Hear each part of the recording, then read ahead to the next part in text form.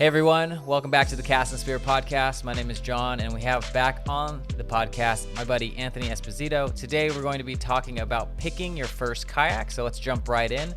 So Anthony, tell me a little bit about how you decide on picking your first kayak. Is it based on the fishery? Is it based on the water type? Kind of walk me through that. Hey John, well thanks for having me back. So when you were getting ready to pick your first kayak, as I mentioned in the previous episode, try and get some experience on a few different kinds of kayaks, decide what you like, what you're looking for. And then, as I mentioned before in the previous episode, I believe you should look for a used kayak. Now, this is not just going to be, not just because they're cheap, but, it's a relatively small investment. That is part of it. If you decide you don't like it, you can sell it and usually get your money back. But typically things you're going to be looking for, first and foremost, is you want something that's seaworthy. And when I see seaworthy, maybe that's not the right term, but what I mean is you want something that is going to be reliable for you. You don't want something that you're going to have to stress out about whether or not this thing is going to stay afloat when you're out there. You're out there to relax and have a good time, take your mind off everyday stress. You want to fish, you want to have fun with your buds. You don't want to constantly be open your hatch to see if there's water in your hole. You know what I mean? You don't want to be thinking, oh my goodness, am I taking on water? Is the kayak feel weird? Is there water in there that's causing me to be wonky out here and unstable?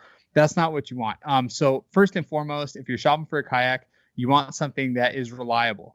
Check the hull for cracks, check it for holes. My favorite way to do that, I've done it a few times in my own ventures shopping for different kayaks. Take a flashlight with you. Put the flashlight in the hole, close up all the hatches. If you see light bleeding out anywhere it shouldn't be, there's probably a hole or a crack there.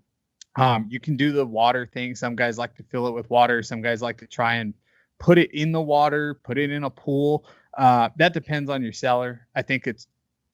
Personally, I think it's kind of, I think it's unlikely that you're going to find somebody who's going to allow you to test ride their kayak or put it in their pool or anything like that. I think if you could fill it with something like light, like I said, and look for anything bleeding out, that's probably the easiest and, in my opinion, the easiest and probably the most effective option. So moving on from that, you want to decide what you're going to be using that kayak for.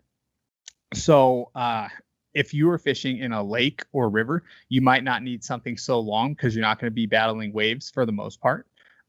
If you're in a river specifically, if that's what you're aiming to fish is, maybe you're a smallmouth fisherman and you want to fish in fast moving water.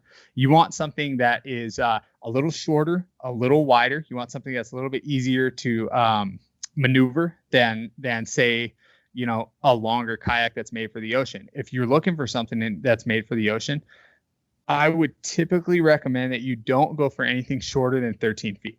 13 feet seems to be kind of that magic number. If you look around different kayak brands, for instance, the four that I like to recommend for a first-time buyer is the Ocean Kayak Trident series, either the 13 or the 15. I think they're great kayaks. I had a 13. I still have actually an Ultra 4.7, which is roughly the same as the American version, which is a Trident 15. My brother has a Trident 15. The Jackson Kraken series is a killer kayak. There are tons of guys out here that fish on that kayak. It's long, it's narrow, it's got a huge hatch for your fish and your gear. The Wilderness System Thresher, I believe it's called the Thresher 140. I think it's a 14-foot kayak. That's a great kayak. They have the tarpon as well. They have, I think, a 140 and a 160, which are 14 and 16-foot long kayaks. Those are going to be more of your open water kayaks. There's a newer brand that's kind of hitting us out here. I don't want to say newer. They're new to the United States, called Stealth, and they kind of specialize in that offshore kayak, market. And then you've got the usual players as far as the pedal kayaks go. The big one's going to be Hobie. That's probably everybody knows Hobie. If you're into kayaking, you know what a Hobie is. You know that they are, I would say consensus says that they're the top kayak on the market. Some may disagree with that. Some may say it's Old Town or, I guess Old Town. I can't remember the other big pedal manufacturer, but those guys are going to be somebody you want to look at if you're into a pedal kayak. That's something you're going to have to consider. Typically, you can get away with a little bit of a shorter kayak if you're in a pedal kayak. I think the Outback, which in my opinion is probably their flagship. I know a lot of guys will say the PA because it's more expensive, but personally, I think the Outback is the flagship for Hobie. I think that's like a 12'8" kayak, so it's a little shorter than 13. As far as storage goes, if you're offshore and you're going to be storing your rods for a surf launch, you want something that has either a big enough deck to strap everything down or internal hole storage where you can put everything in there. For instance, those tridents I mentioned. I know you can put an 8-foot rod inside. That's pretty impressive to me. You know, you can put your 8-foot rods inside, and as California guys, we like our long rods. That's a pretty big selling point. A lot of guys like them for that reason. You will have to consider if you get something that has pedals, you give up a lot of that internal storage because you've got that drive that has to go all the way through the hole typically and penetrate the bottom. So you have a huge area inside that hole where it's blocked off.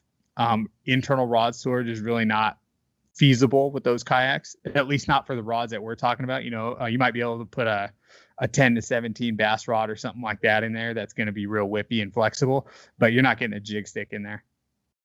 And so I have a question real quick. What you got? On the pedal drive, do you have a preference between the kind of the Hobie one that looks like a fin versus the propeller style? Or do they propel the same?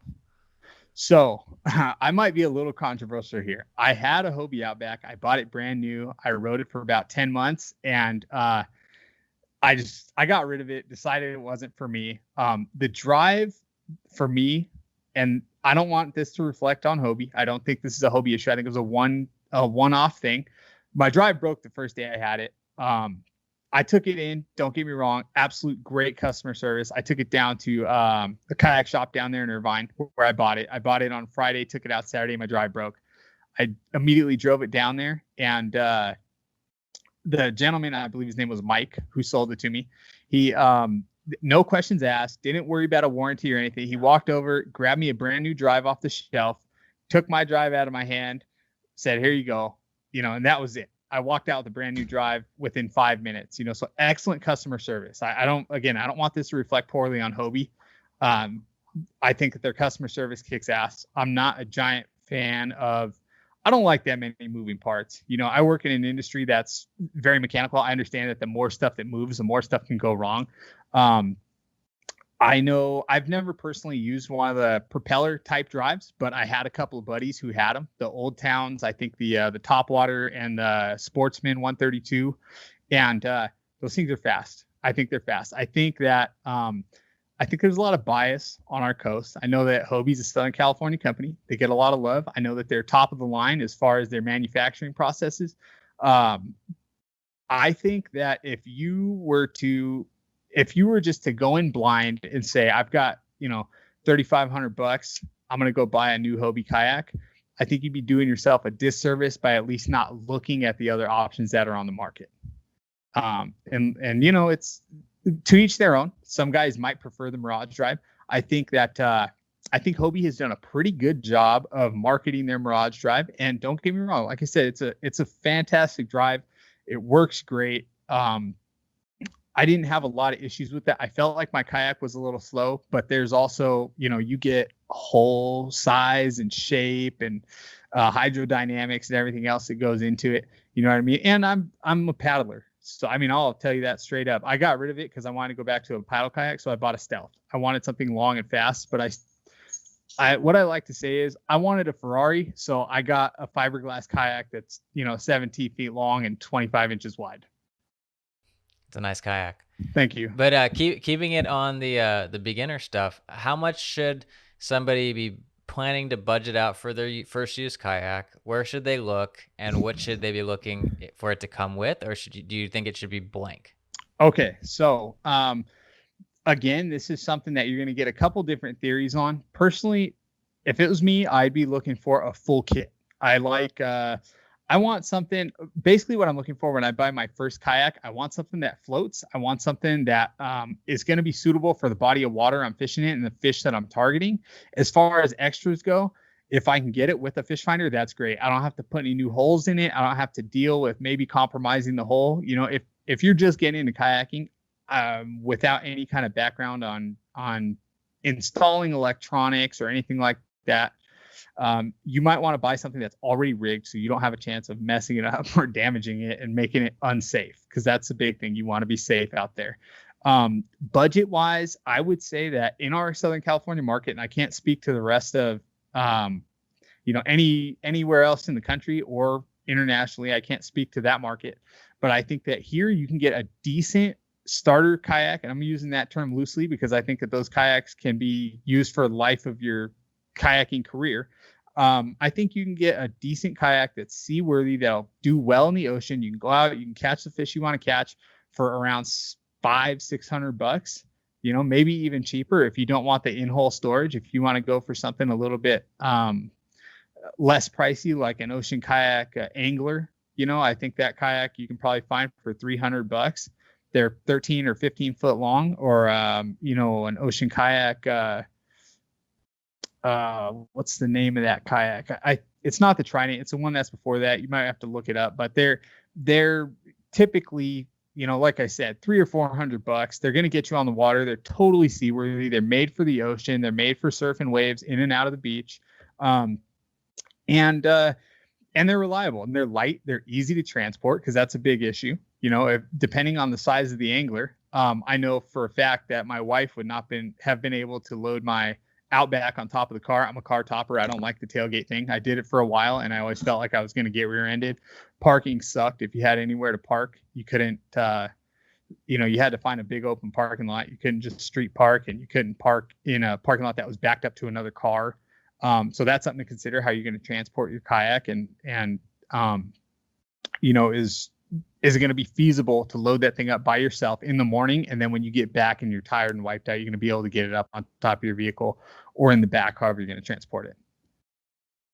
Well, dude, those are perfect starter points for anybody who's interested in getting their kayak. I actually was thinking about getting a kayak, and I didn't think of a lot of these things. So I'm going to have to re-listen to this episode so I can pick something that isn't a bad choice. But thank you for all the insights. Tomorrow we're going to be covering safety, so make sure you subscribe and check in tomorrow to hear all the things you need to know about being safe on the water. Be sure to find and reach out to Anthony on Instagram at Black Flag Fishing. And until tomorrow, tight lines, and I'll see you on the water.